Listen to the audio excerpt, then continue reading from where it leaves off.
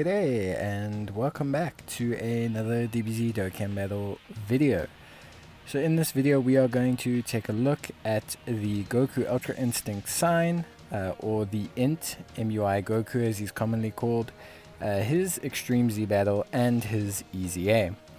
So for this Extreme Z battle, the super effective categories are Rapid Growth and the super effective types are Super Physical and Extreme Physical. Because this is going to be a category lead EZB or Extreme Z battle, it will be a little bit challenging and is probably not really for brand new players, but it will be something that you will want to do in future, so you should definitely take a look at this video.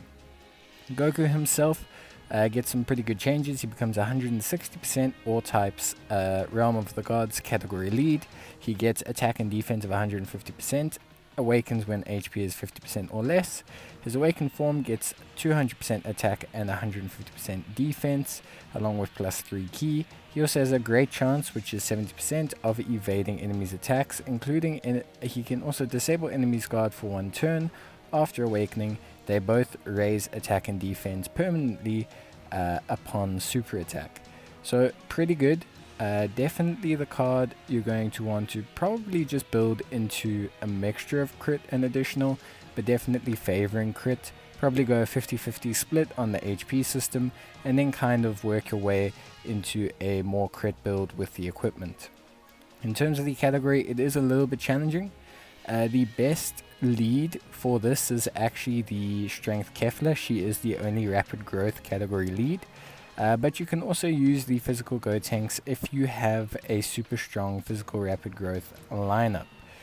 In terms of physical free-to-play units, we have quite a few options, but a lot of these units are going to tail off once we start getting into the higher areas of the Extreme Z battle. In terms of the best units to use, from the kind of category and the typing point of view SS3 Gotenks of his EZA, the Transforming Vegeta, the Physical Kefla, who you can get with tickets at most events, and the Physical SS2 Gotenks, who also you can get with tickets. So there's a couple decent options that you could have got over time. If you're a new player, you're probably going to struggle because it is quite specific, and Rapid Growth is at least one of the DFEs on the banner, but Rapid Growth is definitely a niche category.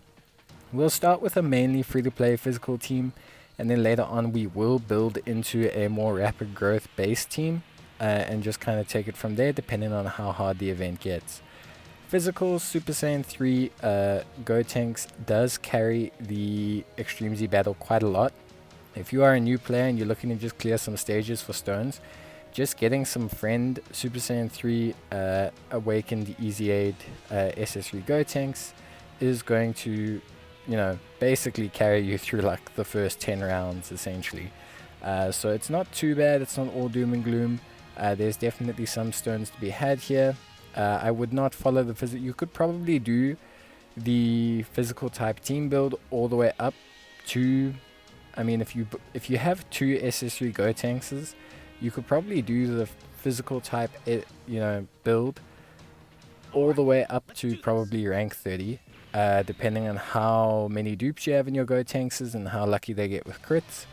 The only issue is basically your walking glass cannon. The other physical units that aren't on rapid growth category start to take quite a large amount of damage eventually. Especially in this event, they start to take quite a large amount of damage from normal attacks and quite a large amount of damage from super attacks at about 20 or so stages in. So that is something to just keep in mind. Obviously we'll one-shot Goku straight away because, at the beginning of all Extreme Z battles for experienced players are not too much of a difficulty, and then we'll go from there. The rewards are standard for this Extreme Z battle, 1 stone per stage, and then we have 3 missions. 1 mission for obviously using Rapid Growth category characters after stage 20, finishing stage 20 under a certain time limit, or finishing stage 10 or higher under a certain time limit. So both of those missions do add some stones, making us total in at 33 stones for the entire Extreme Z battle, which is pretty good going. It's almost a full multi, so for those of you who are looking for stones to finish off a round of multis for that free multi, this is going to be one of your best sources if you are an experienced player. In terms of alternative leads, we do have Vegeta, who is a pretty good lead after his EZA, and we do have obviously the SBR Gohan, who we can use, who got his EZA from the ESBR. These will be suitable leads again for a while, until such point where the rapid growth category really becomes apparently like mandatory to push through and progress. But beyond that, we should be fine. Not too many issues beyond that. Once you move into the rapid growth team, you should be fine. Like I said, you can run a full physical team if you have a whole bunch of stellar units, and you could probably make rank 30. But for new players who don't have a whole bunch of LRs, who don't have all the best physical, super physical EZAs, you're going to have some problems at least. So yeah, just keep that in mind, and then you should be fine. This team here, this exact team, will get you to stage 20. We do fail on stage 20, but we don't get very lucky. If you have your own Super Saiyan 3 Gotenks, you will be able to push beyond stage 20. I'd probably say you'll get to about stage 22, 23 before things start to get really difficult for you. But if you have most of your team being rapid growth, they won't take a lot of damage if you have double SS3 Gotenks leads. They will survive and be perfectly fine, and the SS3 Gotenks will eventually kill Goku, especially if the units you have dodge. A hack unit for this event, so to say, is obviously Tech Caulifla. Even though Tech gets nerfed quite early on in terms of typing damage, Tech Caulifla obviously evades every single one of Goku's attacks. So if you are struggling to have units that can defend, or you need to fill a roster on your slot, and you just need a unit that won't die, Tech Caulifla is going to be your number one go-to unit for that purpose. But now we'll jump across to number 10. As you guys can see, not too much has changed. We can still seal Goku, which will be quite handy, especially if you have the Gotenks with his EZA, the physical SS2 Gotenks with his EZA. He does seal, so that will come in handy when you're fighting Goku, because that is going to help you nerf the amount of damage that he will do. Goku's not hitting too hard here. We are coping quite fine, although his super attacks do hurt a little bit, especially on the units that do not have rapid growth category. It's quite apparent how the category is quite effective in terms of this Extreme Z battle, because units like Majin Buu, who have a very good amount of defense, almost similar to the SS3, take a lot more damage on their the super attack than the SS3 does. So it is quite apparent how much damage they can take. But they do serve their purpose. That Prime battle, Buu and Babidi, by the way, will also not be something a lot of new players will have, even though it is a free-to-play unit that is quite easy to get. Obviously they are a Prime battle unit, which means if you weren't around when they first came out, you can only farm them really on 1 day a week. And I don't suggest using your keys to go and awaken this unit, or to grab copies of him, or anything like that. So if you don't have them, you are going to struggle a little bit. Alternative leads for yourself will be the Transforming Vegeta, will be units like SS3 Gotenks. SS3 Gotenks without his EZA as well is also good enough to service you as a lead, because he is still 120%, and anything else really that you can kind of put together. This is stage 20, so as you can see, only int, strength and physical are now effective against Goku. Tech has been nerfed, and AGL. Goku can't be sealed either, which removes our ability to nerf his amount of damage from his insane super attacks. We are going to take a Vegeta, which is, not a bad call. Vegeta does work as an alternative lead if you cannot get an SS3 Gotenks. I'm only showing this bit so you can see how much damage they take, so you can understand the difference up to stage 20 before we shift over to the rapid growth team. Vegeta himself will not take a lot of damage. As you can see, even though he's only under 1 lead, he's not going to take that much damage from a Goku attack. But you will see how much more damage the non-rapid growth category units do take in terms of this attack from Goku. So you can see Vegeta there, 12k, obviously quite a decent amount, but not, a ridiculous amount, because he is still a rapid growth category and he still had about 70k defense. Buu did some decent damage there, 100k. 100k off a single normal attack, because he doesn't have the rapid growth category. and then Goku does 280k with the super attack. So a lot of damage, and that's why we switched to the rapid growth team, just to streamline our experience. But you could push that team a bit further. Boo did get a bit unlucky. He can't be attack down Goku anymore, which obviously nerfs Boo's passive quite a bit. So that is one of the things you have to keep in mind.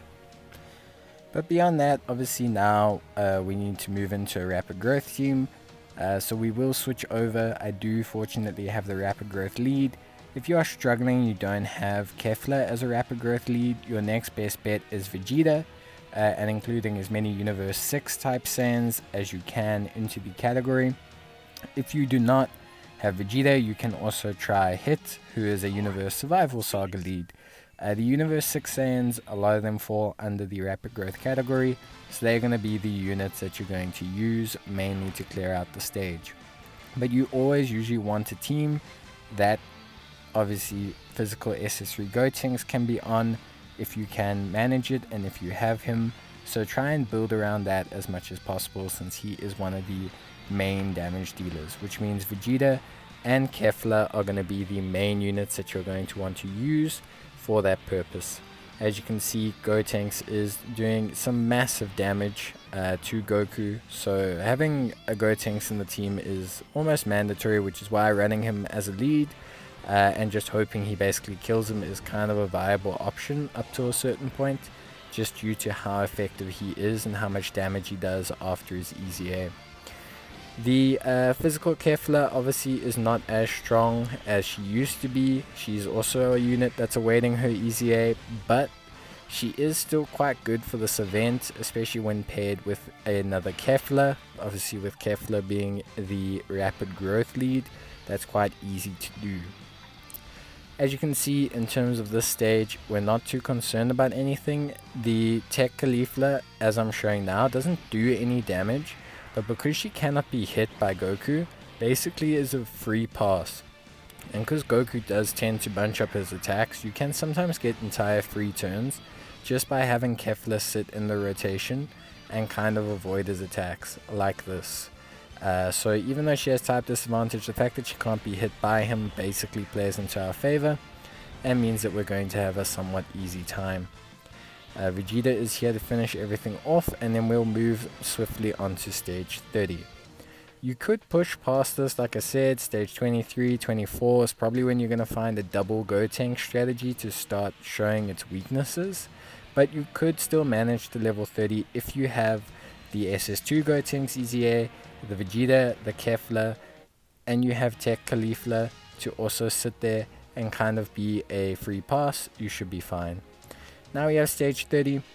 Obviously he's immune to pretty much everything at this point, as they always are. Int, strength, and physical are still our super effective typings. We're still going to keep to our rapid growth team, because that's going to be the best team for us. Like I said before, depends entirely on who you have in your team, but your number one option will be to go for a Kefla or a Vegeta led team, so that you can have a SS3 Gotenks in the team at some point. Having the agility Gohan as a lead is also viable, and Hit is also viable, just depending on who you are rocking in the team at any given point in time. If you do not have SS3 Gotenks, Hit then becomes naturally your second best. Even though he'll take a massive amount of damage from Goku, he's probably your best bet because it lets you run a full Universe 6 team. Avoid Hit though and go for a Vegeta. Vegeta is a very durable, versatile lead. His pure Saiyans allows him to cover the Universe 6 Saiyans, and the fact that he also has the super class lead ability allows you to take units like SS3 Gotenks and of course the SS Gotenks EZA as well. You can also use the INT Gotenks as a lead as well and build a full youth team, but you will have some weaknesses in the team.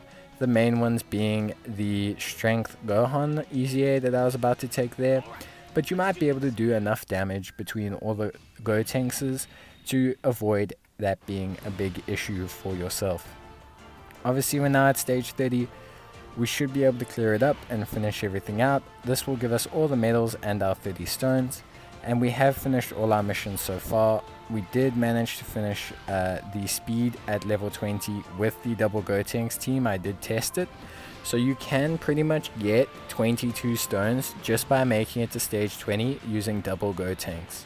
If you do not have Gotenks, like I said, your next best bet is to try and rock the Majin Buu Prime Battle lead, and then just hope that your Gotenks double crits and stuff like that, and you can just avoid as many super attacks as possible. That's going to be your best bet. As you can see though, Goku is doing some pretty decent damage at this point, even to our physical type units that have rapid growth as a category, even to our rainbow units. It's not the end of the world. This team is very primed to take on this Extreme Z battle. This is a good team for this Extreme Z battle. This is not a nerfed team. So please, if you do not have these units, you can do this event with a slightly weaker team. You should be able to do it. You do not need Kefla. As long as you have Vegeta and you have a SS3 Gotenks in your team, you can probably do it. Like I said, units like Tech Caulifla, who can evade Goku's attacks, are really going to help you. Strength Kale's not going to help you so much, although she will at least be defensively minded and treated as a physical unit because of her guard. But beyond that, she's not going to exactly be the prime unit for you to take. The Strength Caulifla does do a decent amount of damage, but it's mainly carried by the physical units. Vegeta is one of those hard carries. That's why if you even run double Vegeta teams with full Pure Saiyans in between, Vegeta will actually do enough work once he gets going for you to be fine. As long as those Pure Saiyans are on the rapid growth category, you shouldn't have too many problems. Your only warning signs will be units like Wrath Broly, because he is AGL and he takes increased damage. So yeah, that should cover everything in terms of team building. It shouldn't be too difficult for you. Like I said, it's more aimed towards experienced players. New players, you are going to struggle a lot if you try to take on this stage, unless you have SS3 Gotenks and unless you can find some SS3 Gotenks friends. But that is it. That is stage 30 done and cleared. We've got all our cars there and we are ready to awaken Goku when we are done. In terms of the missions, as I stated before, we did manage to clear all the missions. The missions are going to net you some extra rewards, like 3 stones. But that's about it, guys, from me. I hope you enjoyed the video and let me know how you find it below in the comments. But until next time, cheers, stay safe, and bye!